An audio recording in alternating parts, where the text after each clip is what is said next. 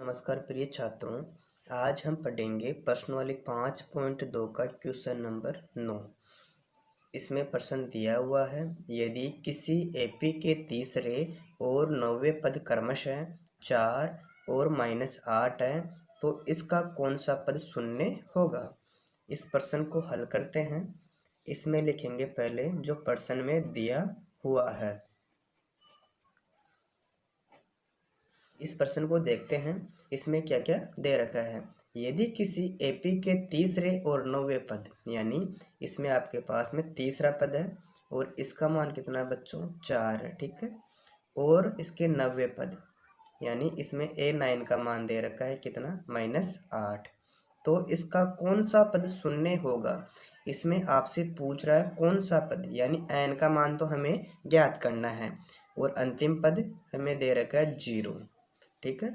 आप यहाँ पर लिख सकते हो, ज्ञात करना है n का मान, ठीक है। अब आगे A3 बराबर 4 दे रखा है। आप सभी जानते हो A3 का मतलब होता है बच्चों A + 2D, इसके बराबर रखेंगे, इसका मान कितना है 4 और ये बन जाएगा समीकरण नंबर 1। इसमें A9 दे रखा है, A9 का मतलब होगा A + 8D, इसके बराबर आ जाएगा -8 और ये बन जाएगा समीकरण नंबर 2, ठीक है। हम ऐसा इसलिए कर रहे हैं, इससे A और D का मान हमें मिल जाएगा, ठीक है। इसको हल करेंगे विलोपन विधि से। आप सभी जानते हो विलोपन विधि में जो दूसरा समीकरण होता है उसमें चिन्ह चेंज होता है। जैसे मान लो प्लस का A है तो किसका हो जाएगा, माइनस का A।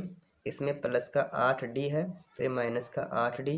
इसमें माइनस का 8 है तो किसका हो गया बच्चों, ये हो गया प्लस का चिन्ह चेंज करने पर। इतना करने के बाद में इसको हल करेंगे। इसमें प्लस का A माइनस का A कट गया। अब यहाँ देखो, यहाँ प्लस के 2D है और यहाँ पर माइनस का 8D है, तो बड़ी संख्या तो -8 है। -8 में से घटाएंगे प्लस के 2, हमें प्राप्त हो जाएगा माइनस का 6D, ठीक है। इसमें देखो यहाँ प्लस के 4 है, यहाँ प्लस के 8 है, तो कितना आ जाएगा, ऐड करने पर 12।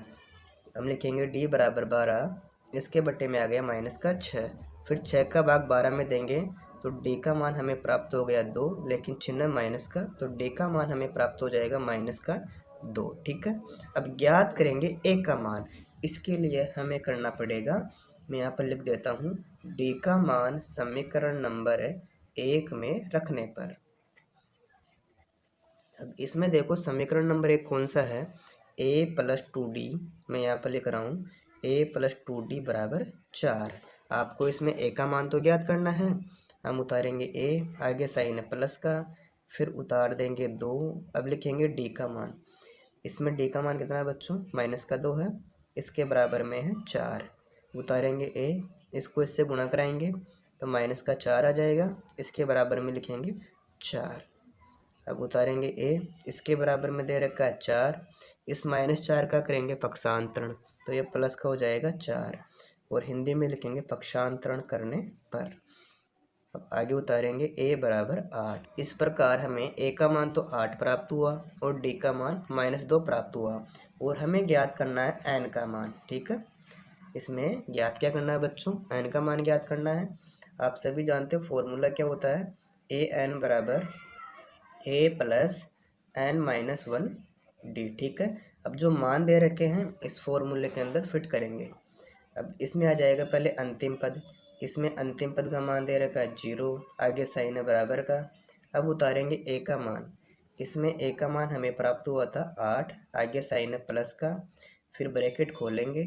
अब लगाएंगे n-1 क्योंकि n का मान हमारे पास में नहीं है। फिर लिखेंगे D का मान और D का मान हमारे पास में है -2, ठीक है। अब उतारते हैं 0, इस +8 का करेंगे पक्षांतरण। आप सभी जानते हो पक्षांतरण करने पर उस संख्या का चिन्ह चेंज हो जाता है, यानी प्लस का 8 है तो किसका हो गया, -8, आगे साइन है बराबर का। अब उतारेंगे n-1 और यहाँ कर देंगे -2, ठीक है। अब उतारेंगे -8, इसके बराबर में कितना है बच्चों, n-1। अब आप इसमें देखो इधर 2 गुणे में है, इसको नीचे लेकर आएंगे तो भाग में हो जाएगा -2, फिर माइनस से माइनस कट जाएगा। अब 2 का भाग देंगे 8 में, यानी आपको 2 का पहाड़ा इतनी बार बोलना है कि 8 आ जाए। तो हमें प्राप्त हो गया 4, इसके बराबर में n-1 और हमें n का मान तो ज्ञात करना है। n उतारेंगे, इसके बराबर में दे रखा है 4, इस -1 का करेंगे पक्षांतरण तो ये हो जाएगा प्लस का 1। तो n बराबर कितना प्राप्त हो गया बच्चों, 4 1 कितना होता है 5। इस प्रकार जो n का मान आएगा वो हमें प्राप्त हो जाएगा 5।